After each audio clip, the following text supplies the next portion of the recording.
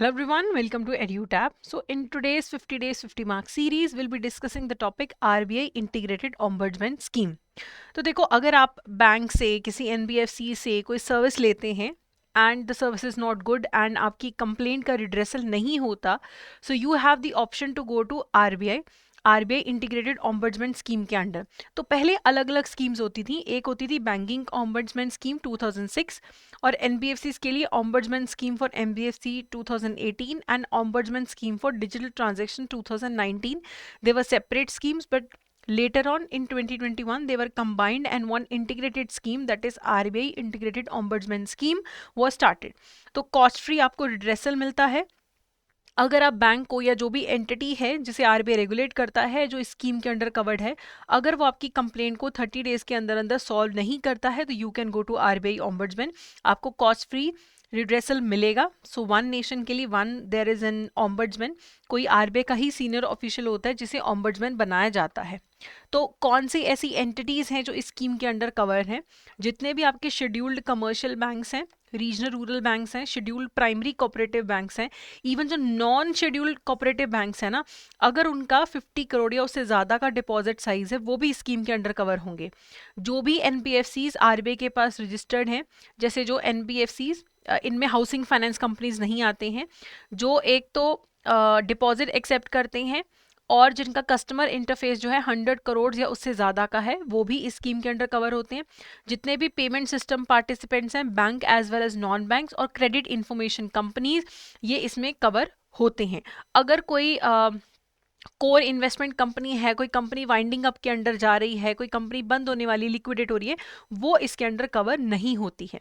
ठीक है, तो ऑम्बर्ड्समैन को आरबीआई अपॉइंट करता है मैक्सिमम 3 इयर्स के लिए। एक डेप्यूटी ऑम्बर्ड्समैन भी अपॉइंट होता है। जितनी भी कंप्लेंट्स आती हैं वो पहले रिसीव होती हैं सीआरपीसी चंडीगढ़, यानी कि central receipts and processing centre. And power and jurisdiction कितना होगा ऑम्बर्ड्समैन का, ये आरबीआई ही डिफाइन करता है। तो आरबीआई अग्रीमेंट करवाने की कोशिश करता है, कंसिलेशन मीडिएशन करवाने की कोशिश करता है। अगर आपसी बातचीत से सॉल्व नहीं होता है इशू, देन अवार्ड जो है वो आरबीआई पास कर सकता है। सो आपको अगर कंप्लेंट करनी है आप खुद से कर सकते हो, अपने ऑथराइज्ड रिप्रेजेंटेटिव के थ्रू कर सकते हो, लॉयर एडवोकेट के थ्रू आप कंप्लेंट नहीं कर सकते हो, फिर आपकी कंप्लेंट रिजेक्ट हो जाएगी। आप ऑनलाइन पोर्टल है आरबीआई का, वहाँ के थ्रू आप मेल भेज सकते हो, आप जो प्रिस्क्राइब फॉर्मेट है उसके अकॉर्डिंगली, इवन हैंड रिटन भी आप कंप्लेंट कर सकते हो प्रॉपर फॉर्मेट के अकॉर्डिंगली। तो जब आरबीआई के पास कंप्लेंट जाती है तो आरबीआई पावर है उसके पास कि वो इन्फॉर्मेशन मंगवाती है, जो भी रेगुलेटेड एंटिटी है जहाँ से भी इन्फॉर्मेशन मंगवाने की ज़रूरत है, जिसके खिलाफ कंप्लेंट है, उनसे इन्फॉर्मेशन मंगवाई जाती है। अगर वो इन्फॉर्मेशन नहीं भेजते हैं तो ये प्रिज्यूम कर लिया जाता है कि उनके पास इन्फॉर्मेशन थी ही नहीं प्रोवाइड करने के लिए। जो भी डेटा है उसकी कॉन्फिडेंशियलिटी मेंटेन की जाती है।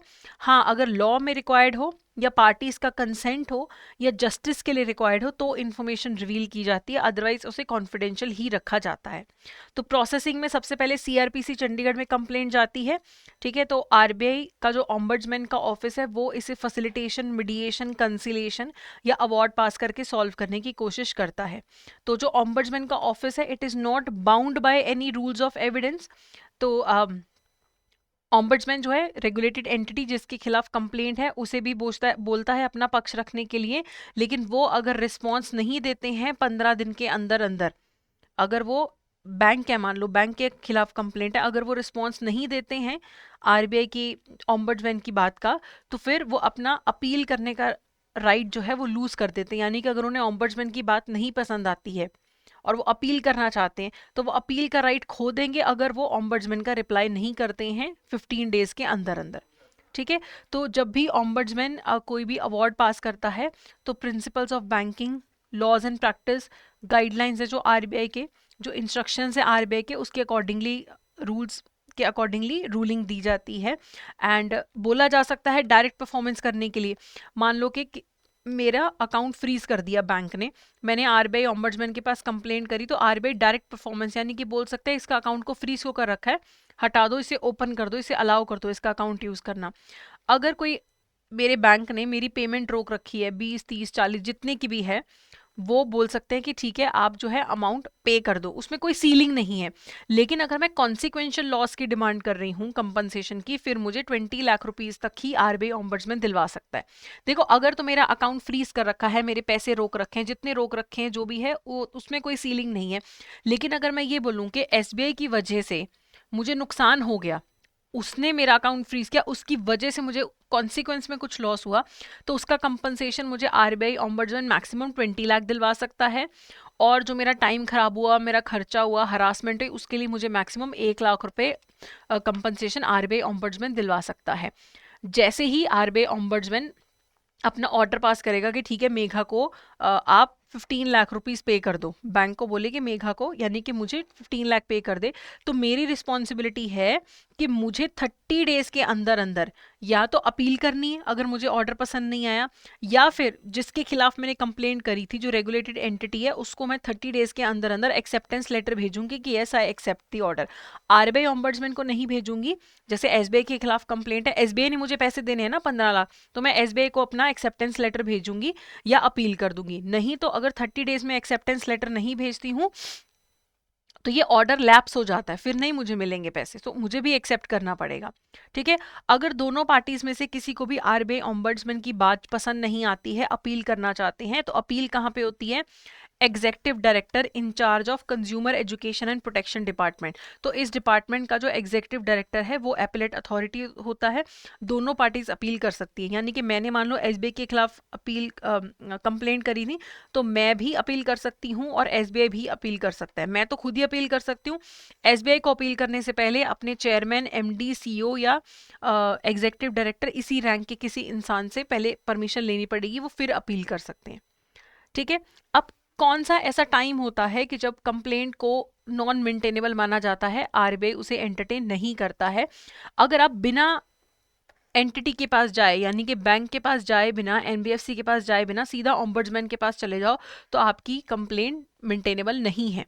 ठीक है, उसके बाद अगर आपने कंप्लेंट करी, आपको 30 डेज का वेट करना होता है या उनका रिप्लाई आने का वेट करना है। ना आपने रिप्लाई आने का वेट किया, ना आपने 30 डेज होने का वेट किया, आपने पहले ही, आज मैंने बैंक को कंप्लेंट करी, अगले दिन मैं ओम्बड्समैन पहुंच गई, तो वो बोलेगा पहले 30 डेज का वेट तो कर लो या पहले रिप्लाई तो आने दो, है ना? तो मैं सीधा चलेगी तब भी मेरी कंप्लेंट एक्सेप्ट नहीं की जाएगी। ठीक है, तो इसके बाद ना देखो, जब मैं बैंक को कंप्लेंट करती हूँ और वो कोई रिप्लाई नहीं करता, तो 30 डेज का समय निकल गया, उसके 1 साल के अंदर अंदर मैं ओम्बड्समैन के पास जा सकती हूँ। ये उसका लिमिटेशन पीरियड है, उतने टाइम के अंदर अंदर मुझे जाना है ओम्बड्समैन के पास, 1 साल के अंदर अंदर। ठीक है, कंप्लेंट करने के बाद 30 दिन वेट करो, और रिप्लाई आ गया या नहीं आया उसके बाद 1 साल तक आपको टाइम है, आप ओम्बड्समैन के पास जा सकते हैं। ठीक है, अगर ऐसी कंप्लेंट ऑलरेडी आ चुकी है ओम्बड्समैन के पास, complaints already dealt with by the ombudsman और दोज अंडर प्रोसेस और pending for on the same cause of action for similar relief, अगर ऐसी सिमिलर कोई कंप्लेंट अगर ऑलरेडी चल रहा है वहां पे काम, तो फिर आपकी कंप्लेंट को नहीं लिया जाएगा।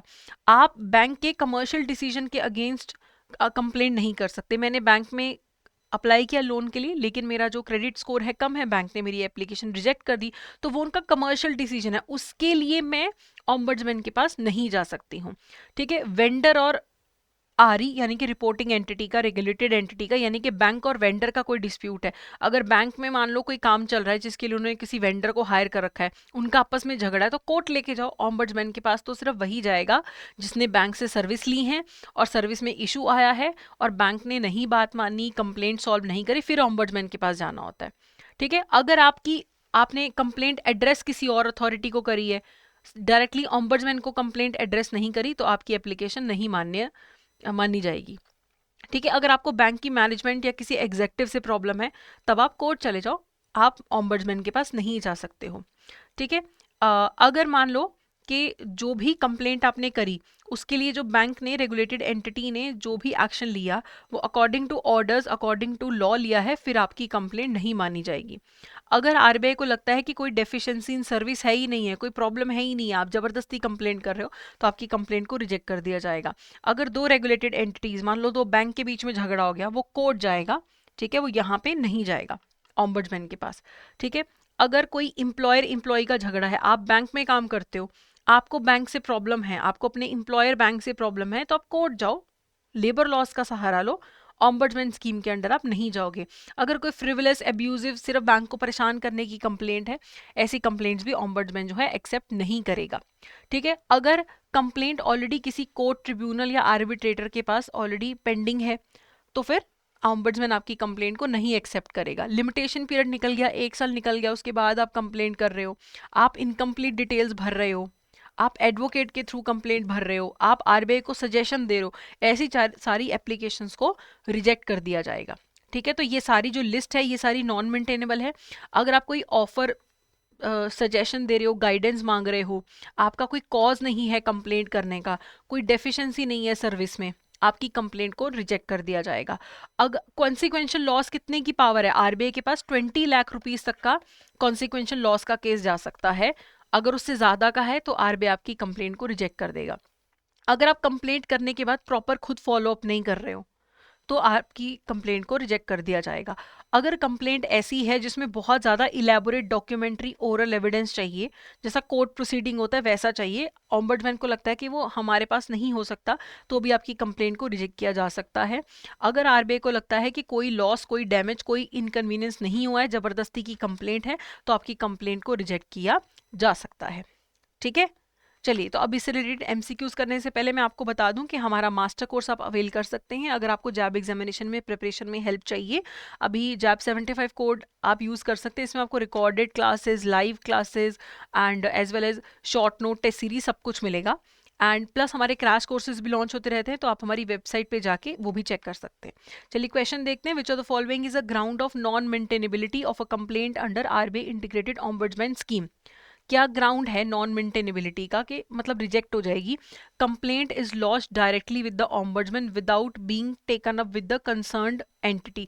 ये भी बिल्कुल सही है। वो बोलेंगे पहले बैंक में कंप्लेंट तो करो, वो सॉल्व नहीं करते फिर हमारे पास आओ।